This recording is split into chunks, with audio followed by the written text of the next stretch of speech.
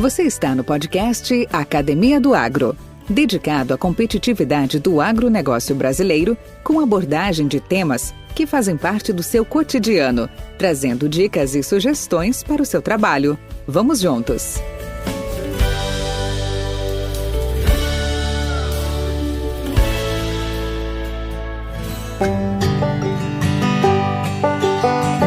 Este podcast é um oferecimento Nutriceller Soluções Nutricionais, sempre inovando, de acordo com as necessidades dos agricultores.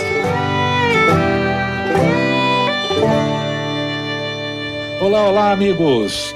Bem-vindo ao podcast Academia do Agro, aqui semanalmente reunido com vocês, e hoje nós temos um convidado, para mim, muito especial, um colega já de boa data, já convivemos em vários eventos, em várias reuniões, e hoje ele vai estar nos contemplando aí com a sua experiência, com o seu conhecimento, num tema bastante interessante, e que esse tema é a questão do agronegócio.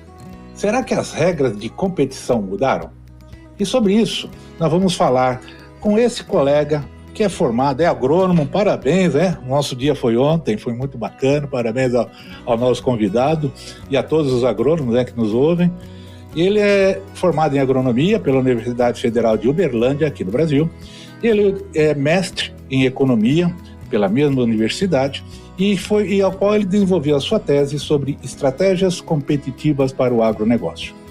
Ele já trabalhou como analista de mercado lá na FNP Consultoria, já foi diretor da Celeris, talvez a maioria de vocês já o conhece desde a época da Celeris, lá de 2002, dos idos de 2002 a 2010.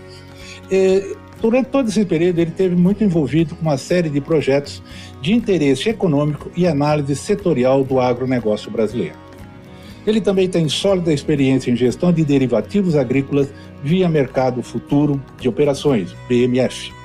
Tem experiência no desenvolvimento de modelos econométricos, procurando sempre compreender melhor o comportamento futuro da oferta e da procura de grãos e de proteínas animais.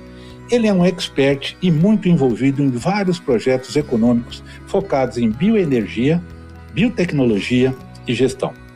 Atualmente ele é conselheiro do CIB, e para quem não sabe, o CIB é o Conselho de Informações de Biotecnologia, o Council of Biotech Information, que é uma organização não governamental que tem como principal objetivo divulgar informações técnico-científicas da biotecnologia e seus benefícios. Ele também é cofundador do Comitê Estratégico da Soja Brasileira, que eu acho que a maioria já ouviu falar, talvez conheça melhor por CESB, e que tem como principal objetivo desenvolver estratégias para aumentar o rendimento da soja. Sua especialidade é isso: modelos econométricos, economia da bioenergia, economia da biotecnologia e projetos de gestão agrícola. Nós estamos falando de Leonardo Sologuri. Bem-vindo, Leonardo. Oi, Valdir. Um prazer enorme fazer parte aqui, né, da Academia do Agro. Um prazer enorme revê-lo, né? Já faz um tempinho aí que a gente não se via, né? E acho que graças à tecnologia, pelo menos alguma coisa de boa, pelo menos a pandemia trouxe, né? Que foi pelo menos esse contato virtual com pessoas que há um tempo a gente não se via, né? Então, um prazer enorme e estar aqui para falar de um tema que a gente ama, né? Que é agro, né? Que é onde basicamente eu me formei, fui criado, estou até hoje inserido, né? E inserido agora também bastante aí, acrescentando um pouquinho do currículo, no processo de transformação digital no agro, né? Que, enfim, estamos passando aí por outras vertentes, né, que vai ajudar o produtor a buscar produtividade. A gente tem que lembrar que a gente está num setor aí que nós temos bens finitos, né, e tendo bens finitos nós vamos ter que buscar cada vez mais ganhos de produtividade, e essa é uma nova etapa aí que a agricultura vem passando, que é o processo aí de transformação digital. Muito bacana, Leonardo, muito bacana. Mas vamos lá, para quem ainda não te conhece, conta um pouco da sua história, sobre você, sua caminhada, onde tudo começou. Bom, Valdir, ótima pergunta, porque, na verdade, eu tenho um lado da família da minha mãe, que é lá do sul de Minas, né, que ela sempre foi envolvida com a agricultura, né, mas principalmente por café, né. Tem uns primos lá, fizeram parte da Coparaíso, que foi uma cooperativa bastante importante, né, ali no sul de Minas. Mas eu tive um lado interessante desde a época da faculdade, que eu sempre me interessei tanto pelo lado da agronomia quanto pelo lado da economia, né. E eu entrei assim, na agronomia já visando, né, bastante a questão de mercado. Eu adorava, assim, apesar de na época não ter a base de economia dentro da agronomia, né, eu me interessava bastante pelas questões de commodities, né, foi sempre algo que me chamou bastante atenção, né. Eu lembro de ter lido alguns livros, né, que retratavam bastante o mercado de ação, o mercado de commodities agrícolas, e aquilo lá fazia muito sentido para mim, né. Então, logo após a minha graduação, eu fui passar um período nos Estados Unidos, eu fiquei 6 meses lá para aprofundar inglês. E quando eu voltei, a minha ideia já era buscar uma especialização em economia, só que eu acabei conseguindo fazer um estágio, né, numa consultoria em São Paulo, foi uma das principais, ainda existe a consultoria, mas ela foi adquirida por um grupo inglês, que é justamente a FNP, né, hoje ela faz parte da Informa Econômica, né, que a Informa Econômica está entre os maiores, na verdade ela é uma gigante, né, dentro do setor aí de publicação e de comunicação, de inteligência estratégica, etc. E lá, efetivamente, eu entrei num lado de uma consultoria de inteligência de negócio, né? Então, ali eu aprendi economia na prática, efetivamente. Então, eu fiquei lá de 98 até o final de 2001, aí eu e um antigo sócio, né, que é o Anderson Galvão, bastante conhecido aí por todos aí no setor também, ainda da Celeris Consultoria, a gente acabou fundando a Celeris e automaticamente a gente fundando a Celeris eu já entrei fazendo um mestrado de economia, né, porque aí eu queria, obviamente, eu tinha um conhecimento na prática e precisava, obviamente, aprofundar o conhecimento conceitual, né. E aí fui fazer o mestrado, no meio do caminho eu estava fazendo uma especialização em finanças também, então eu sempre tive esse lado de linkar a agronomia com a parte econômica, né? Essa foi sempre a grande paixão. E aí eu fiquei com a Celeris até 2010. A partir de lá eu já comecei a me interessar pelo tema de tecnologia. Então esse foi um tema bastante interessante. O CESB acontece no meio desse caminho, que eu vou explicar daqui a pouco, né? E aí eu fundei uma outra consultoria que já tinha um viés mais de tecnologia. E o que aconteceu, Valdir? Em 2013, eu comecei a acompanhar os primeiros movimentos que estavam tendo transformação digital, não aqui no Brasil, mas nos Estados Unidos, né? E me chamou bastante atenção quando a Monsanto comprou a Climate, né? A Climate era uma empresa formada por ex-profissionais do Google, né? E era uma empresa de inteligência climática, né? Que ela tratava algoritmos, né? Ela tem uma base de dados enorme do ponto de vista de clima e ela tratava algoritmos justamente para prestar serviço para a agricultura. Chega 2015, a Monsanto faz um novo movimento, que ela compra ali a Precision Planting, né? E 2015, aquilo lá já me falou, poxa, a gente vai passar por um processo de transformação digital, né? Que vai chegar na agricultura. A gente já tinha passado pelo processo de transformação digital na área de comércio, né? Estavam cheios de e-commerce, os bancos já estavam digitais, já tinham vários setores indo para esse processo e o agro era um setor que precisava entrar nisso. E aí eu chamei um amigo, que ele tinha uma empresa de... que trabalhava bastante a questão de Big Data, né? Só que ele estava numa área health. E eu chamei ele e falei, André, cara, está acontecendo isso no agro. Esse movimento vai vir para o Brasil, o que acontece lá fora automaticamente chega aqui. Nós somos um berço, obviamente, agrícola, né? E apesar de ele estar no setor health, ele era um setor, ele vinha de um setor originalmente agro, né? Ele era veterinário. E a gente começou a discutir algumas ideias, e aí nós fizemos uma imersão nos Estados Unidos, a gente foi entender efetivamente como é que estava o processo de transformação digital lá, voltamos ao Brasil, fizemos projeto Design Sync, etc. E a partir daí de 2016 eu entro efetivamente no processo de transformação digital, criei uma empresa para isso, que foi a Zeus, né? Sou um dos fundadores dela, e hoje eu estou indo agora para a segunda empresa já de transformação digital, Valdir. Então, o que acabou acontecendo? A gente começou a entender que a massa de dados, e eu sempre trabalhei muito com massa de dados, ela começaria a vir diretamente do campo, né? Ou seja, a gente ia empregar muitos sensores, a gente ia começar a utilizar a inteligência artificial, a gente ia falar efetivamente de Big Data, o mercado estava cada vez mais georreferenciado, né? Então não tinha como eu, trabalhando com dados, não fazer parte, obviamente, de um mundo desse, onde o dado ele fica cada vez mais pessoal, né? Ele fica cada vez mais pessoal. E isso, obviamente, deixa a agricultura no outro estágio. E aí isso foi interessante porque, até contar um pouco a história do CESB, porque o CESB ele nasce em 2007 ainda como um conceito, né? Originalmente o CNPJ dele é formado em 2008, Mas o que aconteceu lá em 2007, Valdir? E isso tem uma conexão, obviamente, com todo esse processo também de transformação digital. O SESB foi criado justamente porque fazia 10 anos que a gente estava com a tecnologia da soja estagnada, com a produtividade média da soja estagnada, né? Ela não saía das 50 sacos por hectare. E, obviamente, houve um questionamento, né? Por que isso está acontecendo? Isso é um problema de tecnologia? Isso é um problema de transferência tecnológica? Então, foi formado um board de especialistas, né? Especialistas de diversas áreas. Então, a gente tem professores renomados, consultores renomados, pessoas do meio corporativo. Eu entrei ali como especialista, obviamente, dentro da minha área de atuação, né, que é a economia no agro. E aí a gente formou um board e, a partir dali, a gente criou o desafio de máxima produtividade, que era justamente para entender, olha, o que está acontecendo? E ali a gente viu que nós tínhamos produtores disruptivos, nós não estávamos alcançando, obviamente, todo o potencial genético que nós tínhamos, né? E, obviamente, a gente começa a ver agora o processo de transformação digital também ajudando, toda essa jornada, né? Então, assim, de forma resumida, esse é um pouco o meu histórico aí, falando aí de 98 até 2022, um pouco da forma como eu estou tratando aí a minha jornada profissional aí. Esse podcast faz parte da rede Agrocast, a primeira e maior rede de podcasts do agro do Brasil.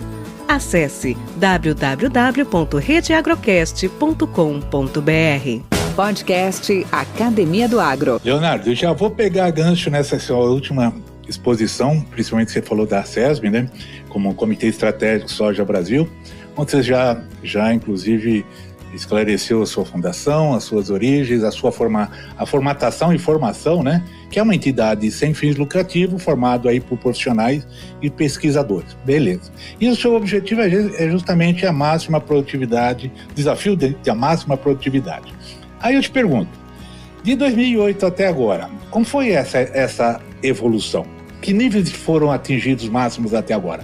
Dá uma atualizada para nós. Valdir, foi fantástico, né? A gente efetivamente... Primeiro, eu gostaria até de ressaltar um ponto. Sabe por que a gente chama de desafio e não competição, Valdir? Porque no final do dia, nós não estamos colocando os produtores para competir entre eles. Nós estamos colocando os produtores para desafiarem a si mesmo, né? Como a gente está falando de ambientes de produção muito diferentes, né, não dá para comparar o ambiente de produção do Rio Grande do Sul com o ambiente de produção do sul do Piauí. Eles são ambientes muito diferentes, né? Então, como é que o produtor se desafia? Como é que ele pode melhorar a produtividade dentro da porteira dele? No final do dia, por isso que chama desafio. Obviamente, a gente premia sempre as máximas produtividades, né? Mas no final do dia, o interesse é esse. Por isso que ele é um comitê estratégico, que a gente chama, né? Que é justamente para a gente tentar buscar estratégia. E por que fazer o desafio? Que era justamente para a gente entender, olha, é melhor a gente aprender com esses produtores que estão fora da curva, né, que são os outliers, né, e como é que a gente pode ajudar a fazer esse processo de transferência tecnológica. E aí o que a gente começou a ver? No primeiro ano do desafio, nós não chegamos a alcançar 100 sacas por hectare. E a gente teve pouco mais de 100 participantes, né? Hoje nós já estamos falando de mais de 5.500 participantes no desafio. Então, um crescimento muito expressivo, né, de 2008 para cá, né? E o pico máximo que a gente alcançou foi na safra 16-17, que nós tivemos um pico de produtividade ligeiramente acima de 149 sacas por hectare, contra uma média de 55, que é a média Brasil hoje, né? Então, é impressionante isso, né, Valdir? Então, assim, que conclusão que a gente chega, obviamente, e isso é os produtores trabalhando todas as tecnologias disponíveis hoje, né, que eles estão usando nada fora do que existe, né, de oferta no mercado, e, ao mesmo tempo, o produtor só é qualificado se ele traz retorno econômico que ele está utilizando. Então, também não adianta ele falar que ele está produzindo 149 sacos se ele gastou 200, né? Aí, obviamente, isso não é viável. E a gente tem visto ao contrário, né? Que geralmente esses produtores de alta produtividade, o retorno dentro desse experimento dele tem sido a cada R$1 investido, na média, ele tem conseguido ter 3 vezes o retorno do que ele investiu. Então, é altíssimo, né, isso daí. Então, que conclusões que nós chegamos? Primeiro, que a gente ainda tem um espaço de exploração do potencial genético da soja enorme, né? Ou seja, nós estamos numa média de 55 hoje a nível Brasil, então a gente tem esse potencial para explorar. A gente gosta muito de citar um outro exemplo, que geralmente os campeões dos desafios, eles têm alta produtividade nas suas áreas comerciais também, né? E a gente tem produtor, inclusive, de alta escala. A gente já teve campeão ali dentro, porque a gente tem tanto os campeões nacionais quanto os campeões ali os campeões regionais, né? Então, região sul, região sudeste, região norte, região nordeste. Mas nós já tivemos casos de produtores que tinham área comercial, que ganharam um desafio, né? Que tinham área comercial de 9 mil hectares, com produtividade média acima de 80, produtividade média em 9 mil hectares. Então, assim, são produtores de alta performance também na sua área comercial. A gente considera o SESB como se fosse uma Fórmula 1, né? Ou seja, você aplica todas as tecnologias lá e depois você vê aquela tecnologia que está funcionando, como é que você consegue transportar ela para uma escala comercial. E a gente tem visto que esses produtores, eles têm conseguido fazer isso. E aí tem um dado muito interessante, né? A gente tem visto alguns produtores com constância, né? De estarem sempre ali entre as primeiras colocações. E a gente escutou uma vez um produtor, ele falando, olha, eu não estou aqui para ganhar troféu, né? Até porque eu não estou aqui pelo ego, eu estou porque eu tenho um negócio que ele precisa me dar retorno, né? Eu preciso, obviamente, fazer com que isso aqui funcione.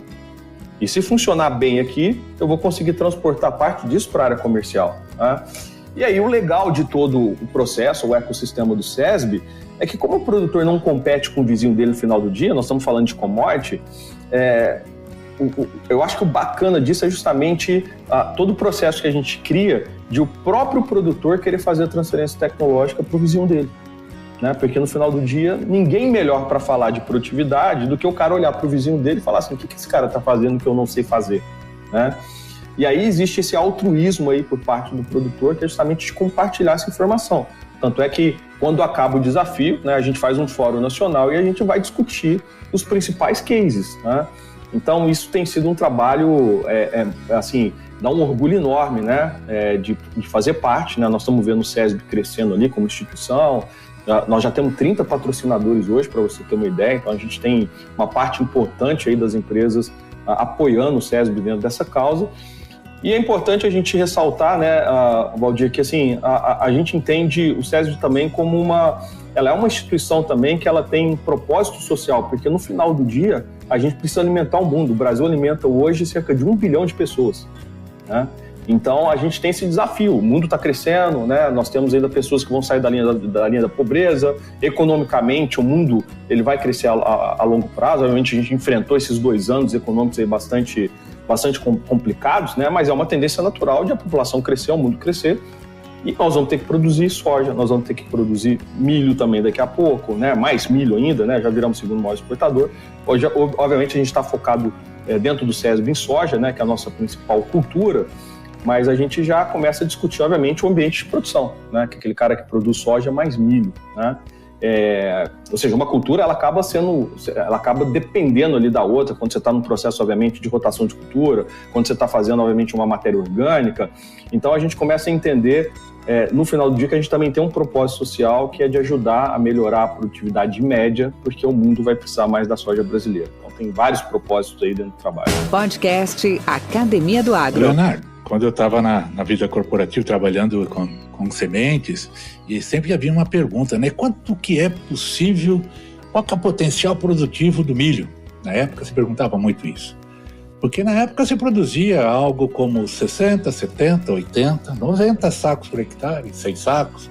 100 sacos já era um número audacioso. Hoje falar em 250, 300 já é normal, já não assusta, né? Ninguém, né? É assim. E perguntavam qual que é o potencial genético, né? Então, eu me lembro que fizemos essa pergunta até para os gringos, né? E eles falaram assim, não, em pesquisa aqui em laboratório, em ambiente controlado, nós já chegamos a 38 toneladas por hectare. 38 toneladas por hectare. Aí passou-se o tempo, nós estamos agora já no século XXI, hoje se fala em 48. Mesmo na genética já foi superado esse ambiente controlado. E aí eu te pergunto, na soja, dentro do desafio de máxima produtividade, você arrisca uma previsão para os próximos anos de quanto nós podemos chegar? Existe um limite? Então, boa pergunta, Valdir. Assim, o que a gente vem entendendo dentro do desafio? Tá? Porque assim, no final do dia, o propósito do SESB é tentar ajudar a melhorar a produtividade média da soja, e não ela alcançar o máximo possível. Então, se a gente começar a ver todo ano a produtividade média do brasileiro subindo, isso a gente vai ficar muito feliz. Porque, no final do dia, qual que é o meu propósito? O meu propósito não é tornar o cara que já tem alta performance ainda melhor. Na verdade, o que a gente busca é pegar o cara que está na média ou abaixo da média e superar a própria média dele. É assim que a gente vai crescer a produtividade, não é em fatores isolados. Mas, obviamente, para eu buscar essa média, eu tenho que buscar quem que são os modelos, né? Quem que são esses produtores de alta performance. São esses caras que vão nos ajudar a fazer esse processo de transferência tecnológica, né? Então, a gente até hoje, a gente sempre se pergunta, será que a gente vai conseguir bater esse recorde de 149? Nos últimos anos, a gente tem ficado ali em 120, 122, 125, né? A gente ainda não bateu, mas quando a gente olha a nossa constância da média dos nossos produtores, né? Ou seja, os produtores que estão ali dentro do desafio do SESB, que estão participando, a gente já tem um número muito expressivo de produtores que participam do desafio que já superaram lá a casa dos 90, 95 sacos por hectare. Bacana, hein? Então, esse é um número que é mais importante até para a gente. Olha, quantos produtores que estão ali dentro do desafio, né? E aí eu vou te falar que na média ali dos produtores ali que fazem auditoria com a gente, hoje são cerca de 1.000 auditorias que são feitas, é importante ressaltar. Como é que a gente faz o processo de auditoria, né? Então, existe uma auditoria terceira, é um processo super rigoroso, né? Então, esse auditor, ele acompanha todo o processo de colheita, o processo de você lacrar o caminhão, esse processo de pesagem. Então, ele faz todo um rastreamento dentro desse processo, a área é georreferenciada, ele tem a amostra da soja que leva, então é um processo bem rigoroso. E o que a gente tem visto é justamente que dentro dessas 1.000 auditorias, nós já estamos com uma média nessas 1.000 auditorias em torno de 80 sacas. Que bacana, hein? Né? E aí, obviamente, a gente tem aí esses outliers, né, que são os produtores acima de 100 sacas por hectare, esses produtores estão alcançando aí 120, 125. E tem outro dado que é interessante, Valdir, a gente faz tanto o desafio da soja sequeira quanto da soja irrigada, né? Mas até hoje, a gente só teve um ano específico que o produtor irrigado foi o produtor que coincidiu dele ter sido o campeão nacional. Bem curioso. Então, geralmente, as produtividades da soja sequeira superam, inclusive, a da soja irrigada. Muito interessante, muito interessante. Mas vamos lá. Agora é bola de cristal, né? E aí? Qual que é a sua expectativa sobre os preços de grãos e oleaginosas aí para 22 e 23?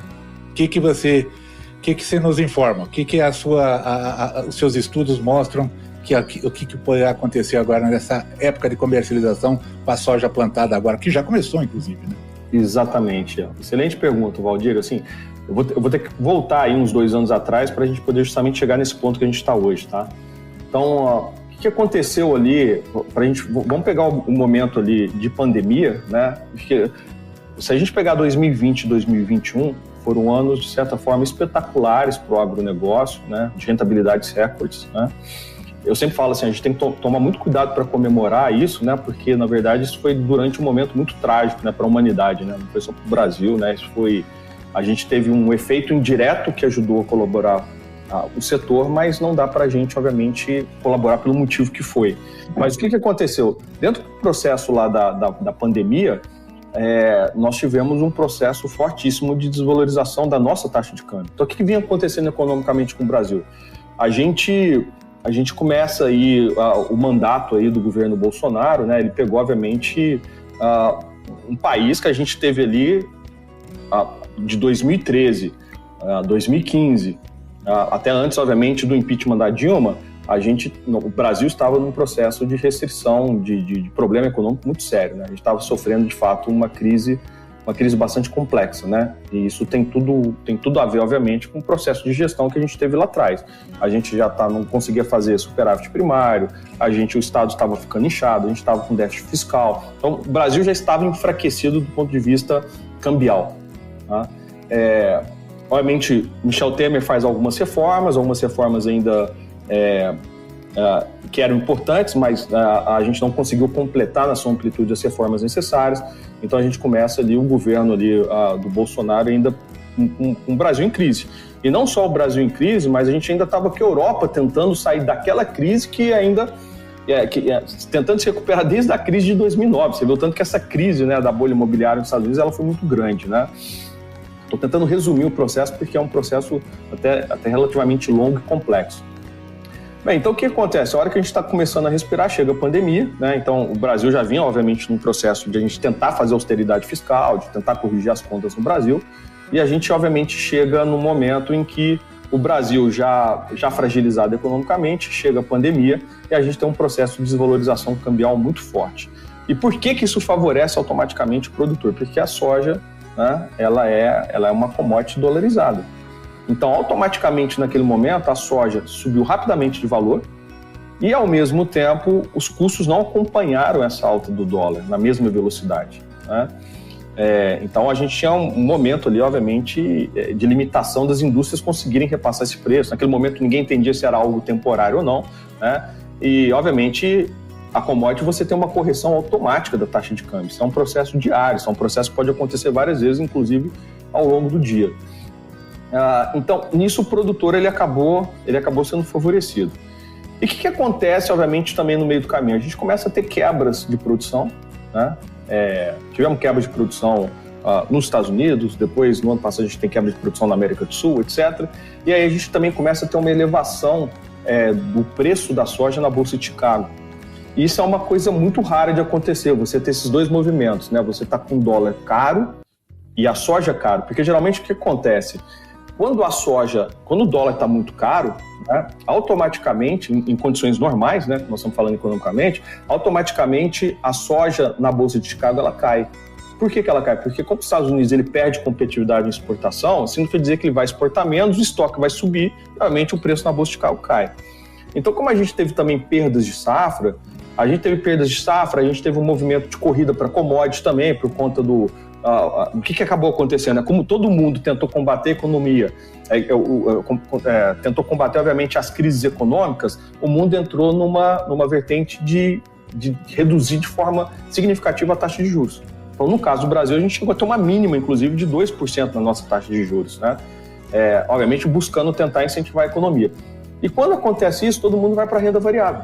Por isso que a gente viu os mercados de ações subirem, né? Por isso que aí todo mundo também corre para o mercado de commodities. Então você vai para a renda variável, tentando, obviamente, fazer uma arbitragem sobre o seu excesso de capital.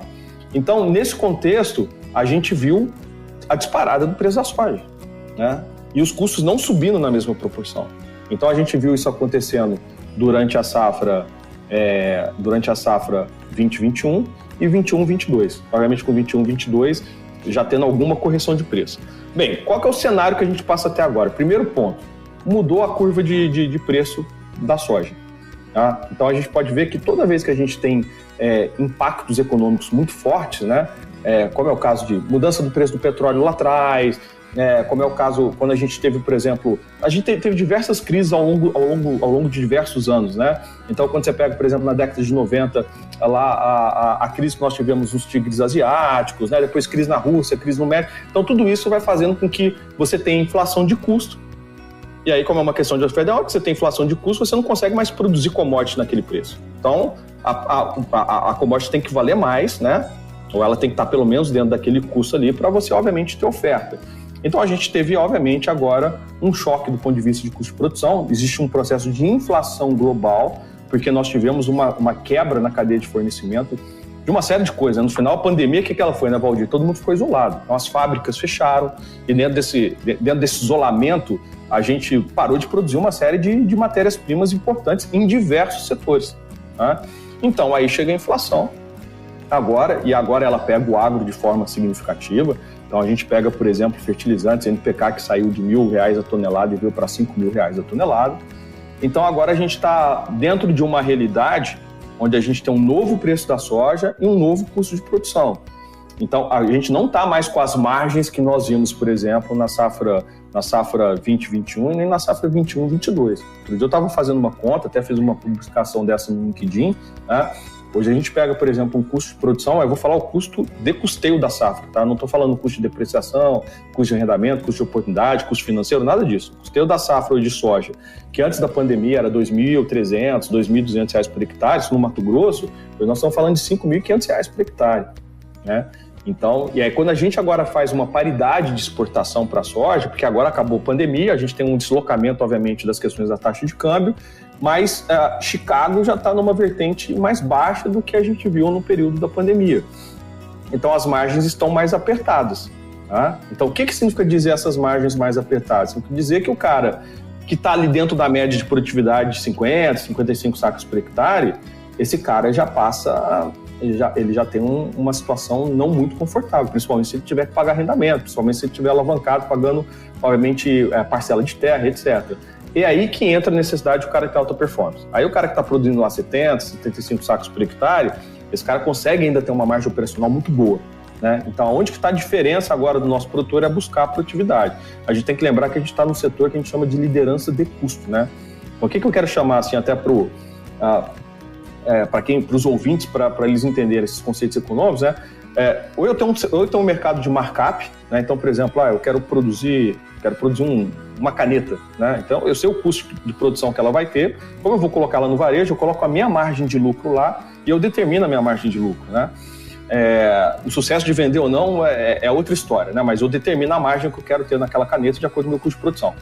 No caso de commodities agrícolas, eu não consigo colocar margem. O preço é colocado pelo mercado de acordo com as condições de oferta e demanda. Então, o que está na minha mão como produtor, eu tenho que ser muito bom, eu tenho que ter uma alta performance produtiva, né? Porque quanto mais performance produtiva eu tiver, menor vai ser o meu custo de produção. Eu estou falando em ter o menor custo por saca produzida. Isso não significa ter o menor custo por hectare, são conceitos diferentes, né? E geralmente, o produtor de alta performance ele tem até um custo por hectare mais alto, mas como ele consegue ter alta produtividade, ele consegue, obviamente, ter o menor custo por saca produzida. Então, esse é o cara que vai continuar na atividade, né? Esse é o cara que vai crescer em escala. Então, ele está num setor que ele precisa crescer em escala de duas formas. Ou ele vai crescer de forma horizontal, ou seja, adquirindo mais terra, ou arrendando mais terra e plantando mais, ou na vertical, que é aumentar a produtividade, né? Então, é essa situação que a gente está pensando para o ano que vem. Nós estamos ainda com preço, nós vamos falar de preços de 130, 140 reais a saca, por exemplo, no Mato Grosso, é o que está dando a paridade de exportação hoje, mas com margens menores. Tá? A situação já não está tão confortável quanto a gente viu nos últimos 2 anos. Nutriceller Soluções Nutricionais, a linha mais completa de fertilizantes convencionais para o país, composta por macro e micronutrientes e também aditivos para aplicação via solo e folha, gerando assim maior produtividade, qualidade e praticidade ao agricultor. Nutriceller, soluções nutricionais inteligentes e eficientes, sempre atenta às necessidades dos agricultores. Com temas expressivos e dinâmicos, esse intercâmbio semanal visa oferecer um melhor desenvolvimento em suas habilidades profissionais e nas atividades e práticas do seu cotidiano. Somos da Academia do Agro, o podcast para todos aqueles apaixonados pelo agronegócio. Te aguardamos no próximo episódio. Até lá!